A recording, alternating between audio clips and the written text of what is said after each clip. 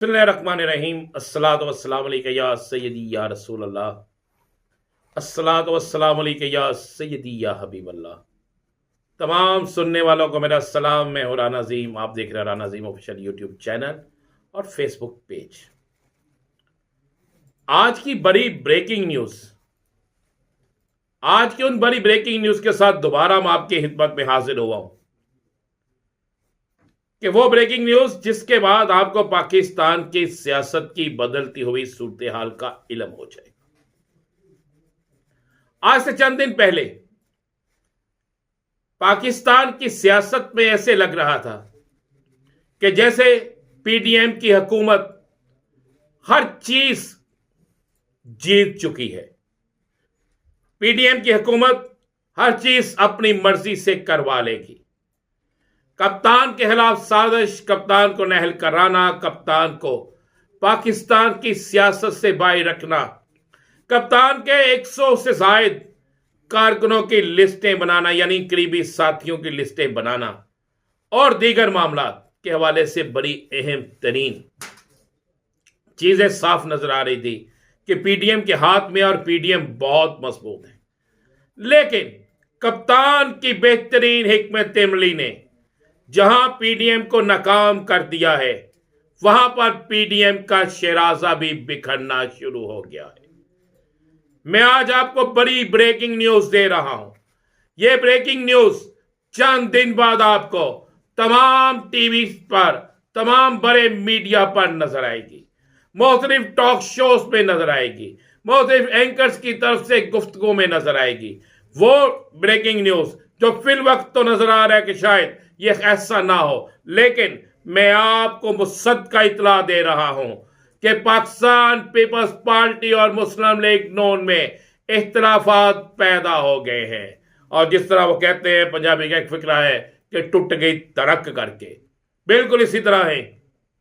Peoples party और नून league के दरमियान इख्तलाफात इस कदर शदीद हो चुके हैं और इख्तलाफात की शिद्दत असल मामला एक बड़ी तैनाती और उसके बाद आर्मी एक्ट में तरमीम इन मामलात पर हुआ है।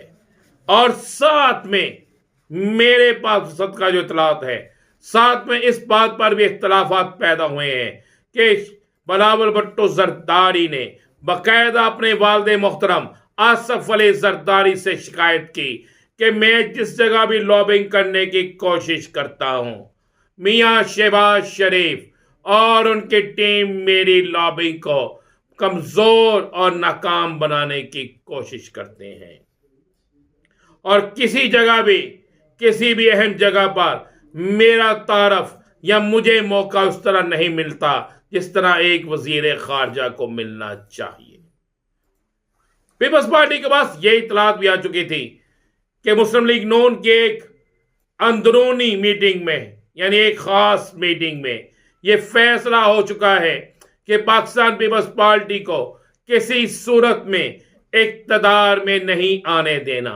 इसीलिए बड़े मियां साहब ने जो पर्ची मियां शहबाज शरीफ के हवाले की, उस पर्ची में जहां उनका मनपसंद नाम शामिल था, वहीं पर यह भी हदायत शामिल थी कि पीपल्स पार्टी की जो नामजदगी या पीपल्स पार्टी जिसको तजवीज करे, उसको किसी हाल में भी उसका नाम उस लिस्ट में शामिल नहीं होना चाहिए। अब हुआ ये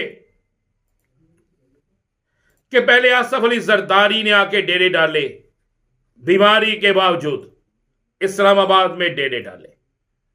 इस्लामाबाद में डेरे डालने के बाद आसफ अली जरदारी ने अपनी लॉबिंग शुरू कर दी। आसफ अली जरदारी के लॉबिंग और उसके सदारत में होने वाले एक इजलास में, गैर एलानिया इजलास था, पीपल्स पार्टी की अहम तरीन शख्सियात उसमें शरीक हुई और उसमें कहा गया कि जरदारी साहब, अब हमें यह फैसला कर लेना चाहिए कि हमें किसी सूरत में भी मुस्लिम लीग नून के साथ नहीं जाना। अब हमें मुस्लिम लीग नून का साथ छोड़ देना चाहिए। आसफ अली जरदारी इन्होंने कहा कि कुछ दिन इंतजार करें, उसके बाद ऐसा ही होगा। और अब हालात इस कदर हाथ से निकल गए हैं कप्तान का खौफ इस कदर इनके जहनों में बैठ चुका है कि आसफ अली जरदारी के बाद बिलावल भुट्टो जरदारी भी सिंध छोड़कर इस्लामाबाद आ गए हैं और इस्लामाबाद में डेरे डालकर अब राब्ते तेज कर दिए गए हैं। उनके जहन में यह बात है कि हम शायद मामलात को दुरुस्त कर ले। मेरे पास ये मुसद्दका इतलात है कि उन्होंने कई जगह पर कई किस्म की ऑफर्स की हैं, बल्कि उन्होंने तो किसी जगह पर यह भी कहा है कि हमसे हाथ अगर मिला लिया जाए, हमारी बात मान ली जाए, तो हम वो कीमत अदा करने के लिए तैयार हैं जिसके मुतल्लक कोई सोच भी नहीं सकता। यानी इस हद तक पाकिस्तान पीपल्स पार्टी जा रही है, जिसके जवाब में मुस्लिम लीग नून ने भी अपनी जोर तोड़ की सियासत शुरू कर दी है। जराए का कहना है कल जिस वक्त रात के वक्त आसफ अली जरदारी इस्लामाबाद पहुंचे तो उन्होंने मियां शहबाज शरीफ से बात करने की कोशिश की, तो पता चला कि शहबाज शरीफ ने बात नहीं हो सकी। बहाना तो यह डाला गया कि वो सो गए हैं, लेकिन हकीकत इसके बिल्कुल बरअक्स थी। शहबाज शरीफ जानबूझकर किसी सूरत में भी आसफ अली जरदारी से उस वक्त बात नहीं करना चाहते थे। इसके बाद मेरे पास इतलात यह है कि इनकी आपस में इख्तिलाफात इस कदर शिद्दत पकड़ चुके हैं कि कुछ दिनों बाद ही आपको ये तमाम चीजें ओपन होती नजर आएंगी। ये दोनों जमातें सिर्फ इंतजार कर रही हैं अहम तैनाती और कप्तान के लॉन्ग मार्च की।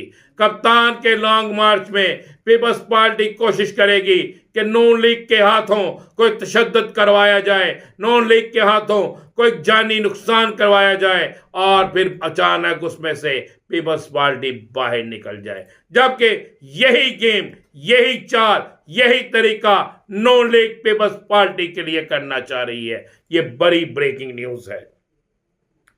और मैं आपको एक और बड़ी ब्रेकिंग न्यूज दे दूं। कप्तान जिसके मुतल्लक यह कहा जा रहा था कि कप्तान क्या करने जा रहा है, मैं आपको तस्दीक शुदा बड़ी ब्रेकिंग न्यूज दे रहा हूं। यह वो ब्रेकिंग न्यूज है, यह भी आपको चंद दिन बाद हकायक के तौर पर सामने नजर आ जाएगी। कप्तान को आज फिर एक अहम पैगाम मिल गया है और इस अहम पैगाम में कप्तान को कहा गया है कि आप 21 तारीख को, यानी 21 को या हफ्ते को, हफ्ता की तारीख जिस दिन कप्तान ऐलान करना है, आप टेलीफोन पर ही गुफ्तगू करेंगे, टेलीफोन पर ही ऐलान करेंगे, टेलीफोन पर ही अगले लाएअमल का ऐलान करेंगे। और अगला लाएअमल 1 हफ्ता, 2 दिन से लेकर 1 हफ्ते तक का टाइम आप रखेंगे और उस वक्त में बहुत से मामला आपकी फेवर की तरफ चले जाएंगे और बहुत से अहम तरीन मामलात में आपको कामयाबी मिलेगी। तीसरी बड़ी ब्रेकिंग न्यूज दे दूं। पंजाब के अंदर साबका अखबार में कई मेगा करप्शन के केस हुकूमत के हाथ लग चुके हैं। उन केसेस पे आज से पहले किसी ने तवज्जो नहीं दी थी। जराए कहते हैं कि उन केसेस की बुनियाद पर, उन तमाम मिलने वाले अहम तरीन डॉक्यूमेंट्स और सबूतों की बुनियाद पर शहबाज शरीफ, नवाज शरीफ और मरियम नवाज शरीफ और चंद एक और अहम रहनुमाओं पर मुकदमा दर्ज करने के हवाले से काम शुरू हो गया है। और यह मुकदमा करप्शन और कौमी खजाना को करोड़ों नहीं अरबों का नुकसान पहुंचाने के हवाले से होंगे।